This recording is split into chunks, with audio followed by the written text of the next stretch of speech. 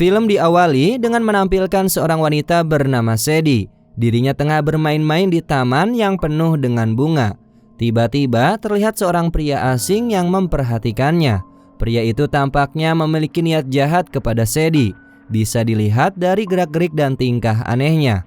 Pada saat pria itu akan menuju ke arah Sadie, tiba-tiba Sadie didatangi oleh pria lain yang bernama Edwin. Usut punya usut, ternyata mereka merupakan calon suami istri yang akan menikah dalam waktu dekat. Setelah mereka saling berpeluk mesra menumpahkan kerinduannya masing-masing, selanjutnya mereka bergegas ke mobil guna melanjutkan perjalanan. Akan tetapi, di sisi lain terlihat pria asing sebelumnya, dirinya menghampiri Edwin dan terjadilah cekcok di antara keduanya. Sampai Edwin pun terkapar karena terkena pukulan dari si pria aneh itu.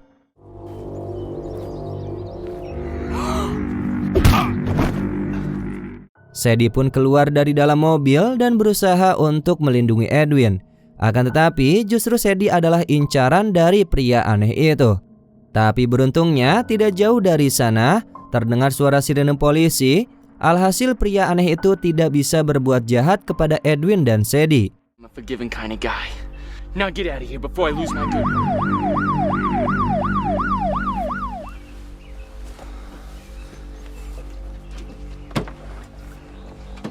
Setelah itu di perjalanan, terlihat sosok misterius dengan menggunakan kostum layaknya seperti seorang iblis dengan membawa kampak kebesarannya.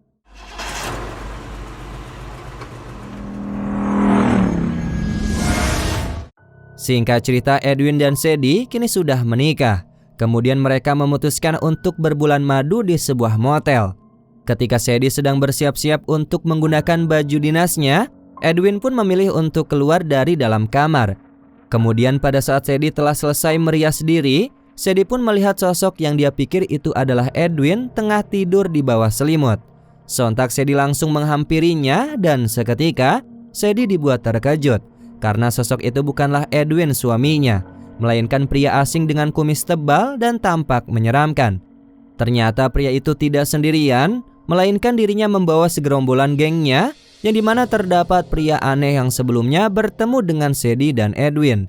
Kemudian pria berkumis menyeramkan memperkenalkan dirinya dengan nama John. John ini merupakan ketua geng dengan sebutan nama The Touchers. Kemudian satu orang wanita dari anggota itu memperkenalkan dirinya dengan nama Beatrice. Kemudian disusul dengan pria aneh yang sebelumnya mengganggu Sadie dan juga Edwin. Dia memperkenalkan dirinya dengan nama Reggie. Selanjutnya pria berkumis yang terlihat sudah agak tua memperkenalkan dirinya dengan nama Poodle. Dan yang terakhir adalah Blue, si pria berbadan besar yang sedang memegang lehernya Edwin. Setelah semuanya memperkenalkan dirinya masing-masing, Sadie pun bertanya apa yang mereka inginkan. Sebagai ketua, John pun menjawabnya bahwa mereka menginginkan Sadie.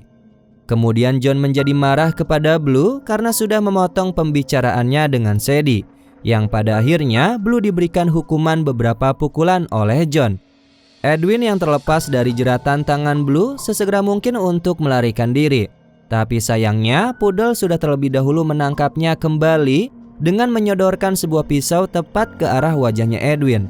Tapi pada akhirnya Blue kembali mencomot wajahnya Edwin dengan satu genggamannya. Tidak lama kemudian, pada saat John akan mengeksekusi Sadie, tiba-tiba semua anggota geng The Touchers itu pun terdiam seperti sedang terhipnotis. Dan setelahnya semuanya bertingkah layaknya seekor kera, yang dimana semuanya berubah menjadi seorang kanibal yang langsung menyerang Edwin dan memangsa tubuh Edwin layaknya santapan yang lezat dan terlihat sangat buas. Dan kemudian semuanya tertidur dalam keadaan kenyang.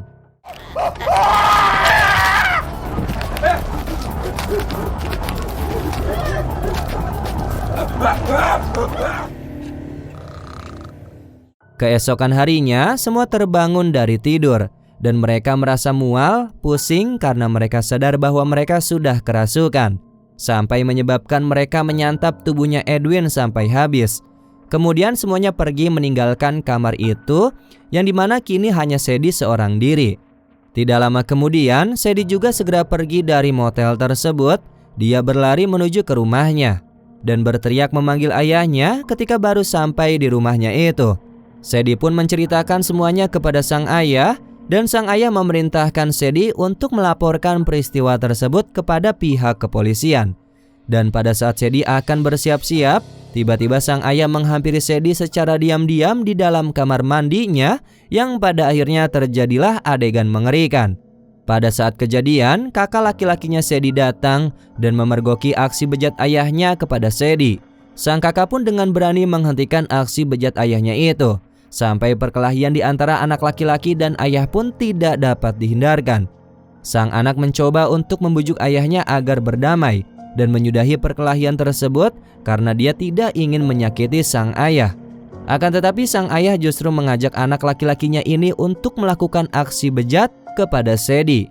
Tapi karena sang kakak masih memiliki akal sehat, dia tetap menolak dan melanjutkan aksi perkelahiannya dengan sang ayah. Setelah pertarungan yang cukup sengit, akhirnya sang ayah berhasil dikalahkan oleh kakaknya Sedi.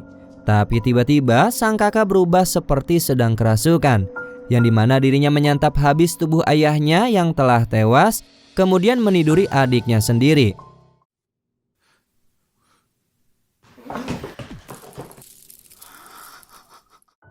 Di sisi lain, terlihat anggota geng The Touchers baru saja memasuki sebuah kafe, yang dimana semua orang di sana terpana dengan karismatiknya para anggota geng The Touchers, terlebih lagi kepada si ketua yaitu si John.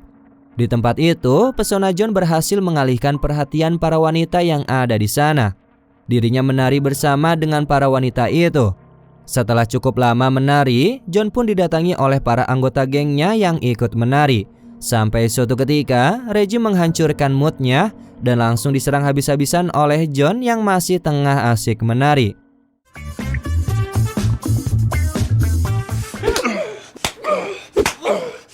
Setelah menghajar Reggie, John pun langsung pergi meninggalkan kafe itu. Kemudian diikuti oleh para wanita yang ada di kafe itu, serta semua anggota geng The Touchers. Sementara itu di tempat lain, terlihat Sedi tengah pergi mendatangi seorang paranormal atau dukun yang bernama Casperella. Sedi pun menceritakan semua peristiwa yang sudah terjadi di hidupnya. Kemudian Casperella pun mengerti akan kondisi yang terjadi kepada Sedi, yang dimana Sedi sedang mengalami kondisi dendam api. Maksudnya adalah ketika alat kemaluan wanita sudah disentuh oleh iblis, maka sama seperti sudah dirasuki oleh iblis. Dan hal itu membuat semua pria menjadi tergila-gila kepada Sedi. Mendengar penuturan Casperella, Sedi pun meminta tolong untuk bisa membantunya mengatasi masalah yang sedang dia alami. Kemudian pada malam harinya, ritual upacara pengusiran iblis dari dalam alat kelamin Sedi pun dimulai.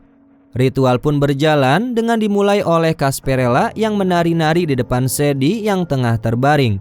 Kemudian mereka dibawa ke atmosfer antariksa atau galaksi luar angkasa, yang dimana di sana terjadi pertarungan di antara Casperella dengan iblis yang berada di alat kelamin Sedi. Akhirnya Casperella berhasil mengalahkan iblis itu, akan tetapi Sedi harus membayar mahal untuk pengusiran iblis dengan sebuah pantangan, yang dimana Sedi dipantang untuk tidak melakukan hubungan badan dengan pria setelah ritual ini. Apabila pantangan itu dilanggar, maka pria yang bersetubuh dengan Sedi akan membayar konsekuensinya di akhir. Begitulah penuturan dari Casperella. Usut punya usut, Casperella ini merupakan penyuka sesama jenis. Akhirnya Casperella mencoba untuk menggodai Sedi agar mau berhubungan badan dengannya. Tapi Sedi yang masih memiliki pikiran normal secara tegas menolaknya dan pergi dari rumahnya Casperella. Di tengah perjalanan pulang, Sedi bertemu dengan kakaknya yang tiba-tiba datang menghampirinya untuk meminta maaf. Sedi pun langsung memaafkan kakaknya itu karena Sedi tahu bahwa semua itu bukan salah kakaknya. Tiba-tiba datanglah Reggie di tengah perbincangan mereka, yang dimana Reggie langsung menyerang kakaknya Sedi dan menghajarnya sampai babak belur. Tidak tinggal dia melihat kakaknya dipukuli oleh Reggie, akhirnya Sedi balas menyerang. Dengan ilmu bela diri dan keberanian yang datang secara tiba-tiba, akhirnya Sedi pun bisa mengalahkan Reggie.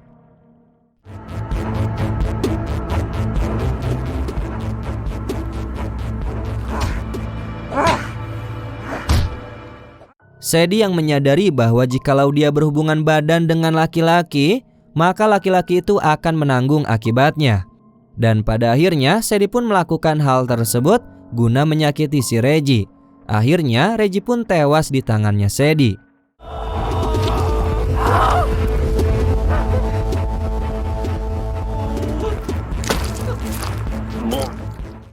Setelah menghabisi Reggie, Sadie pun menghampiri kakak laki-lakinya yang tengah sekarat, dan pada saat Sadie mendatanginya, kakaknya tersebut tewas pada saat itu juga. Dengan amarah yang membara, Sadie berjalan kembali menuju ke rumahnya dan pergi meninggalkan jasad kakaknya di jalanan. Setibanya di rumah, Sadie langsung membuat kostum yang akan menjadi ciri khasnya itu.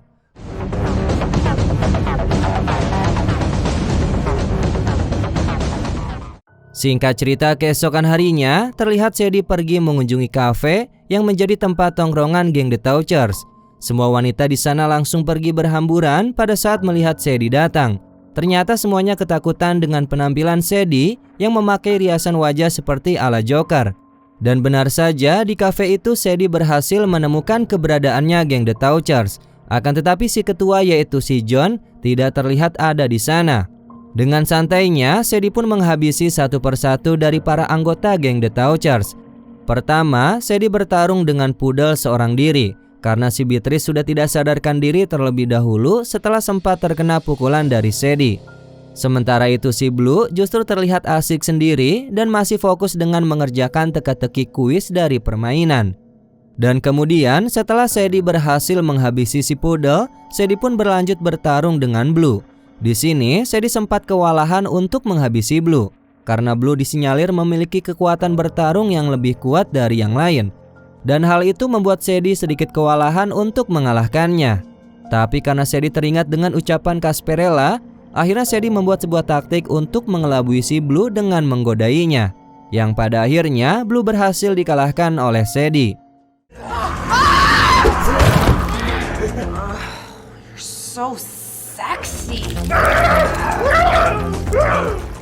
Sementara itu, Beatrice yang pingsan kini telah sadar kembali, dan hal itu dimanfaatkan oleh Sadie untuk menanyakan keberadaannya John. Akhirnya Sadie pun segera bergegas untuk menemui John setelah mendapatkan informasi dari Beatrice, yang dimana Beatrice membangunkan kembali Blue yang sebelumnya sempat tidak sadarkan diri. Singkat cerita, Sadie pun bersiap-siap untuk menemui John.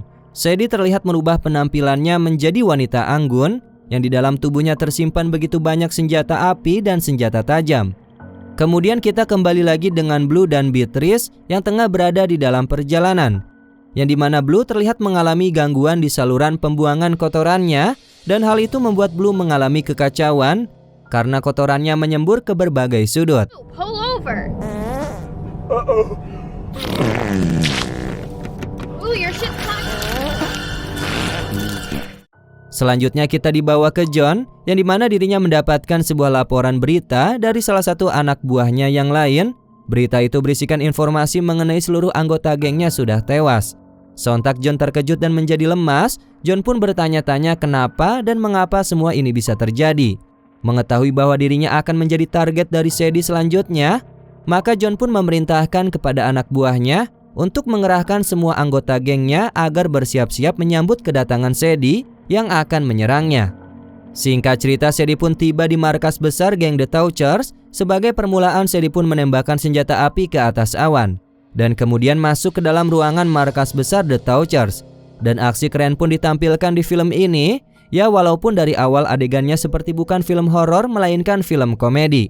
Oke lanjut, kini Sadie dengan mudahnya dapat mengalahkan satu persatu dari anak buahnya John. Semuanya pun disikat habis oleh Sadie dengan cara sadis. Mulai dari pertarungan yang menggunakan senjata api dan senjata tajam, maupun dengan taktik senjata alat kelamin yang mematikan para laki-laki di sana. Sampai suatu ketika, tibalah Sadie bertemu dengan John yang sudah bersiap menyambut kedatangannya di dalam kamar. Tapi Sadie tidak langsung menghabisi John, melainkan dirinya mempermainkannya terlebih dahulu dengan menggodainya, dan berpura-pura bahwa kedatangan dirinya tidak lain adalah untuk kembali kepada John atau menyerahkan tubuhnya. Dan benar saja, kini Sadie berhasil menghabisi John dengan mudah begitu saja. Front and back.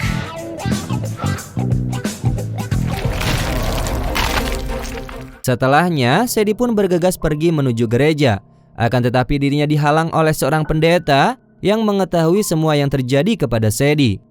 Mereka berdua terlihat berkomunikasi dari hati ke hati tanpa berbicara sedikit pun. Dan akhirnya pada malam hari, Sadie kembali lagi ke rumahnya Casperella.